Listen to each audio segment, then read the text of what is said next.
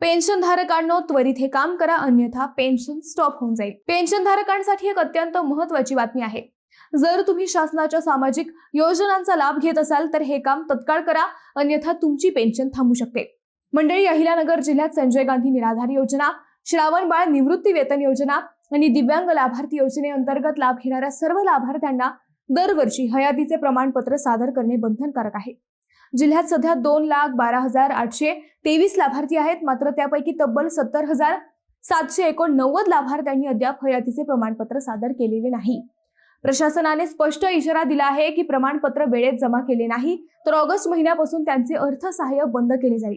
हयातीचा दाखला काढण्यासाठी आता जिल्हाधिकारी कार्यालयाने लाभार्थी सत्यापन ऍप उपलब्ध करून दिले आहे। या ऍपद्वारे घरबसल्या हयातीचे प्रमाणपत्र सादर करता येते। जर ऍप वापरताना तांत्रिक अडचणी येत असेल तर घाबरू नका। अशा लाभार्थ्यांनी थेट तहसील कार्यालयात जाऊन जुन्या पद्धतीने आवश्यक कागदपत्रे सादर करून हयातीचा दाखला काढावा आणि तो तत्काळ तलाठी किंवा तहसील कार्यालयात जमा करावा असे प्रशासनाने सांगितले।